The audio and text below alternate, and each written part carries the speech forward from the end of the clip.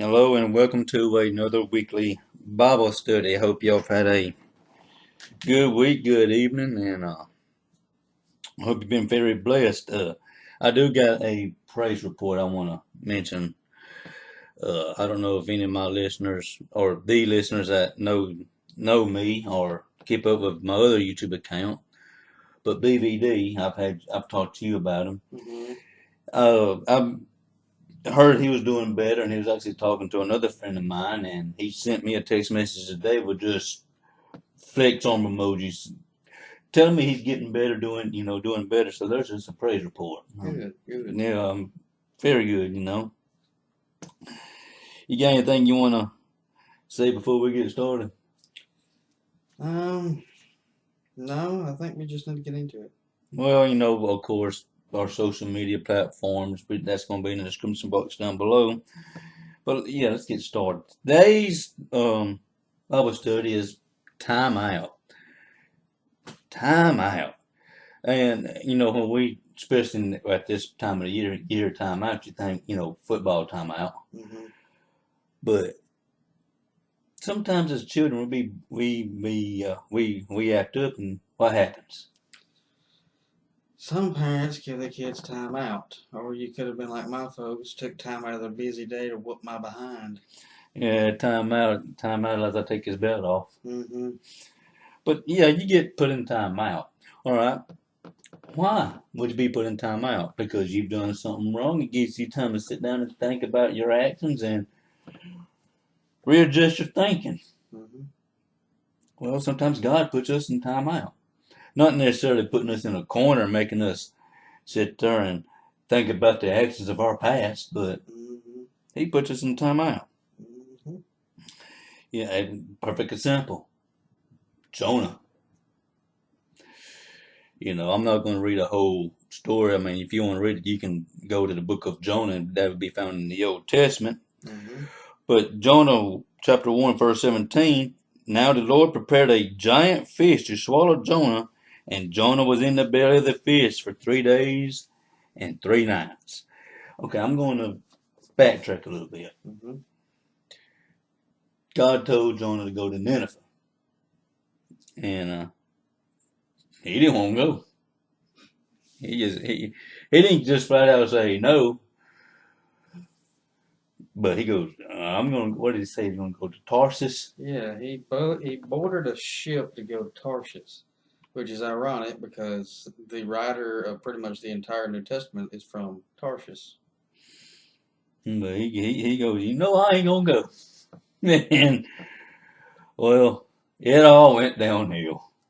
Yeah, have you had an example of that? Yeah, yeah. Um, Yesterday, me and a buddy of mine, Carrollton, that I hadn't seen in several months, decided we would go out to eat. And while we were in town, I said, I need to get some work boots because the work boots that I'm wearing now, I've got a hole in the sole of them that's about as big around as my toe. So we went to Tractor Supply. And I went to Tractor Supply and I tried on boot after boot after boot. And finally, I saw a pair over there and I tried them on. They felt good and everything. Um, they were pretty expensive boots, but I was gonna get something that was gonna last, and you know, because of my job, I'm on my feet a lot, so I got them.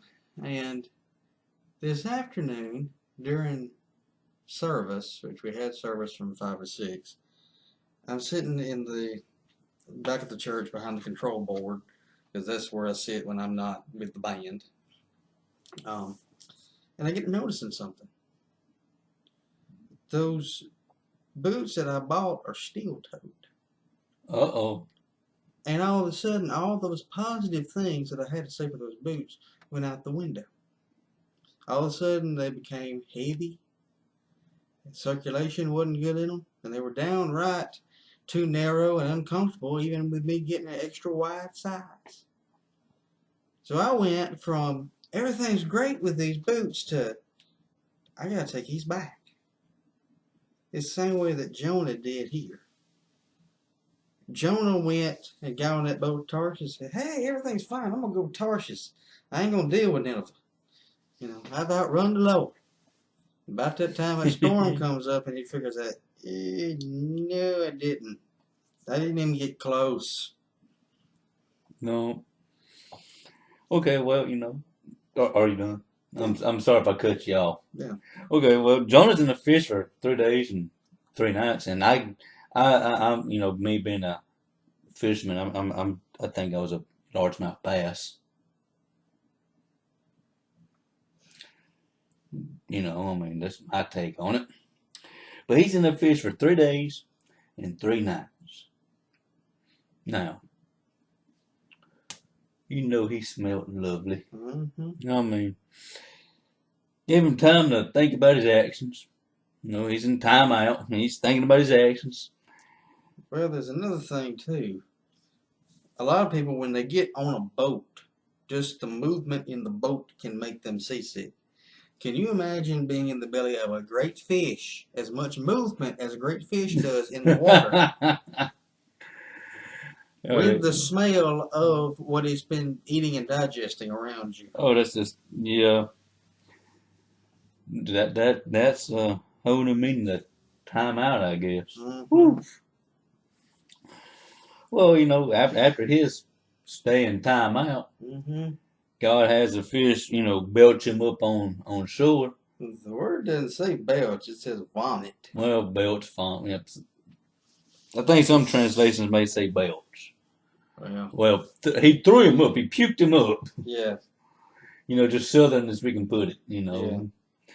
And can you imagine how he looked? He had to be pretty pale.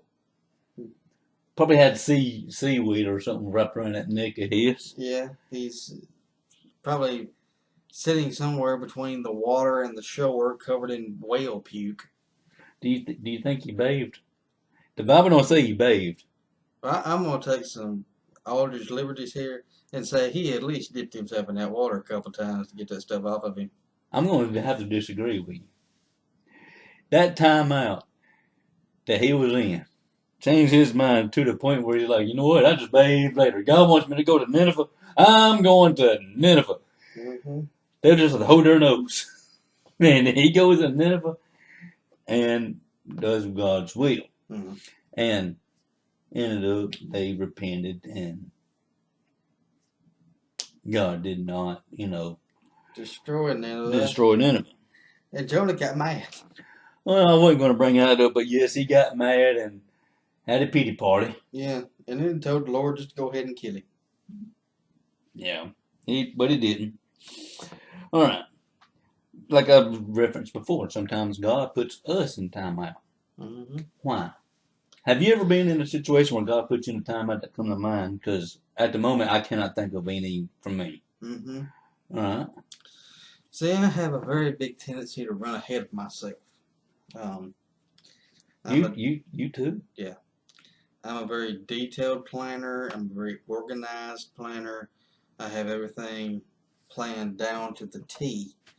And a lot of the times, my plans don't coincide with what God has planned, because everything in my planning structure is rigid. That's something I'm having to learn here, is to keep my planning structure flexible to where the Lord can sort of work with me.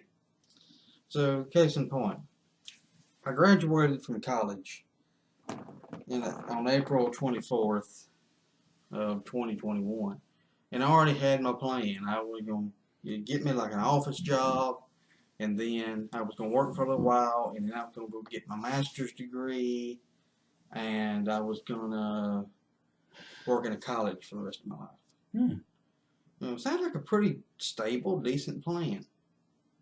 Well, the more jobs I applied for, the less I was getting callbacks, the less I was getting emails. And April drew into May, May drew into June, June drew into July. And at this point, I'm starting to get a little bit desperate, because my plan didn't add up with God's plan at the time. Because there was one thing when I was looking for jobs that I would not compromise on. I would not compromise on not being able to be there for Wednesday nights at church, because I teach on Wednesday nights, and not being able to be there on Sundays. I didn't like having to work a Saturday, but I would so long as I was going to be there Sunday. Well, the next job that I applied for, you had to work at least one weekend a month. And of course, I applied for it and didn't hear anything back, and just praying about it and seeing where the Lord would lead me. And I started getting frustrated. And looking back on it now, my frustration was God setting me in timeout and going, whoa, don't jump off into this. You jump off into what you do, and you remember what happened last time you did that. So sometimes the Lord has to put you in time out so that you don't overrun yourself. It's kind of like when you put a kid in time out for taking the fork and sticking it in the light socket.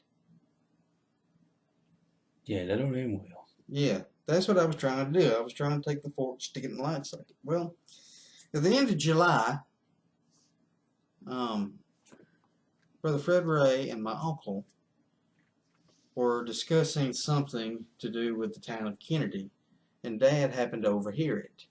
And they said, we need to get Mr. Ed Neighbors, who is pretty much the only boots on the ground employee of the town of Kennedy. For those of y'all that do not know the population of the town of Kennedy, it is 467 people. We're down 52 people from the last census. And if y'all need to also know, Mr. Ed Neighbors has a lot of plates a spinning. Yes, Mr. Ed Neighbors is also a pastor. So with him being a pastor, that opens up Wednesday nights for me because he's not going to work on a Wednesday night. Also opens up Sundays for me because he's going to be preaching himself. Yep. So, all of a sudden, I tell my uncle to put my name in the hat to be a helper in the town of Kennedy. I don't send in a resume. I don't do a thing. I just ask you to put my name in the hat. My name got pulled. Now, I work for the town of Kennedy, and I'm on pace right now to, if I can go and get some license and take some classes and whatever else, to be making more money than I would have made in a college, in an office, or teaching.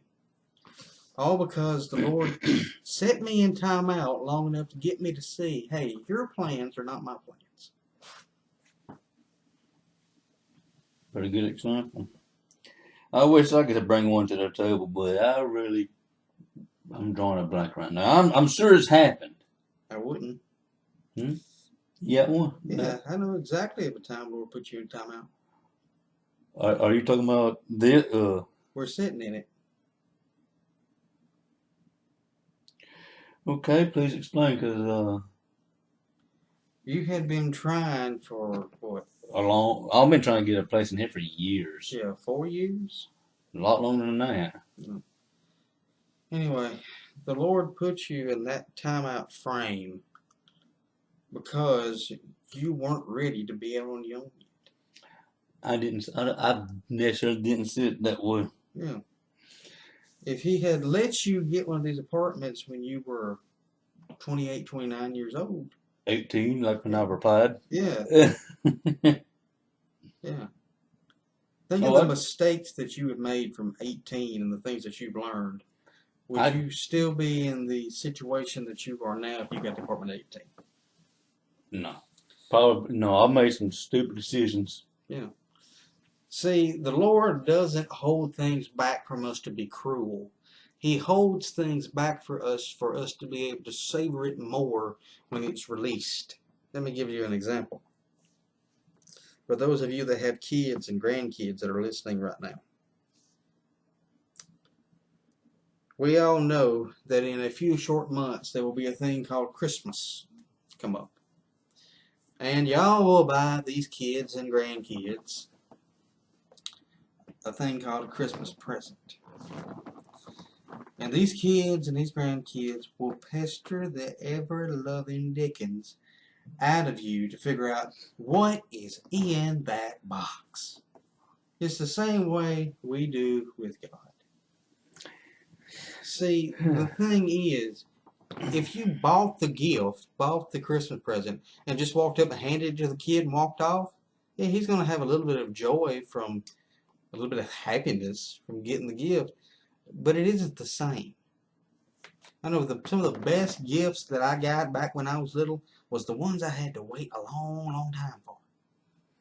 That anticipation builds up, and the Mm-hmm. expectations, what's in the box. And if you're like me, you picked it up and examine that thing, I don't know, maybe you thought you can turn into Superman, have X-ray vision, and and go in. But just the anticipation, and yeah, it's a heavy one, it's a big, and it does not smell like a book. Mm-hmm. Back then I didn't like to read. You get the gift and you shake it, and you get the gift and you try to look between the seams to see what's inside of it. But it's wrapped tight. It's wrapped tight for a reason. It's because there's no joy. There's no um, savoring from just God walking up and handing us something. Sometimes we got to shake the box a little while. Yeah. Sometimes we have to wait. The thing I used to aggravate me the most is when Mom would wrap Christmas presents early when I was little. That used to tear me up. She would wrap them a week before Thanksgiving, and I'd have to wait a month and a week to be able to get in there. I was like a rabid dog when it got to Christmas morning. I couldn't wait to get in that thing. See, sometimes the Lord goes Christmas shopping in October and wraps your gift a week before Thanksgiving, and you just got to sit over and rock and salivate for it until December 25th gets here and you can open it and see the thing that you have been wanting all year. Let me talk about Christmas and anticipation and gifts and all that. Let me tell you what my parents doing. As a kid, I can't. I would lie and say I was a perfect angel, but that look you just said giving me right now says that no one believes it. Mom said, "Okay, Mom and Dad both are for every time you act up, you lose a present." I acted up once, lost a present, but I eventually redeemed it and got it back. Hmm. But I was good at it boy for a few weeks. Mm-hmm. The gift I lost and gained back was we called it a bug finder, and it was just like this. I got it around here somewhere still to this day. It's pretty cool. Mm-hmm. It's a big old magnifying glass with a little you can put it on top of stuff and just look around with. It's pretty cool. Mm-hmm. But yeah, you're definitely right about this apartment because they have mentioned me getting an apartment that I thought I was gonna get. I even went inside and looked at it and I'm like, okay, it's kind of small. Mm-hmm. You've been inside that very same apartment. Mm-hmm. I didn't get it. Mm-hmm. This one opened up. This one's much better. Yeah. Kind of weird how it worked. Well, no, it ain't weird at all how it worked out. Mm-hmm. But yeah, and why does God put us in time out? To give us, make us wait, make us reevaluate, and sometimes, most of the time, because something better's coming along. Mm-hmm. Just like this, just like you. You're able to go on church on Wednesday nights, Sundays. And also sometimes, it ain't only for our good. He puts us in time out to get us to refocus and then, like his story with Jonah, help others. Yeah.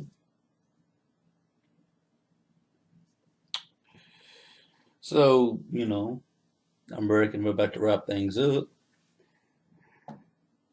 It ain't necessarily when God puts us in time out. Don't sit there and pout with your hands crossed like you're a little kid in the corner going, when is it over? When is it over? I want to go, I want to go, I want to go. Sit there. Think about it.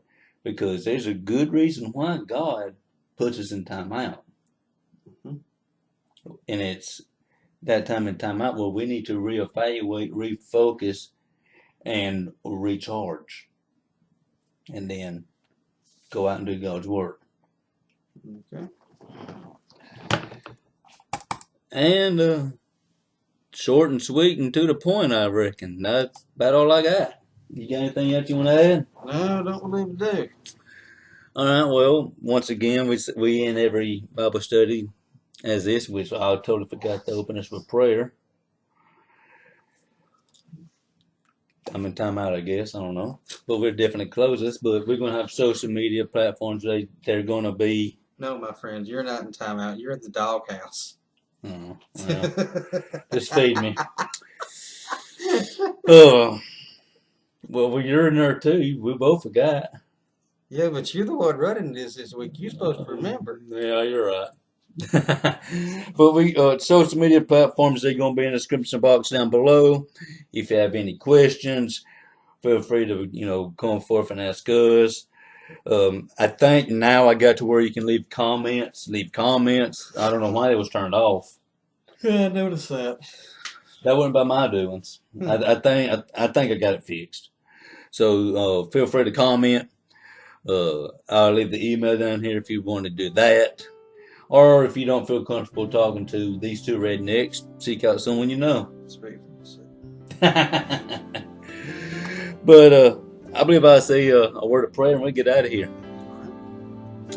Dear Father, thank you for this time, Lord. Thank you for the ability to have this Bible study and have people able to listen to it. Let something come out of this for the good for us, along with the people that has listened, Lord. Once again, thank you for all your blessings and all these things I pray for. In Jesus' name, amen. You have a good evening and God bless.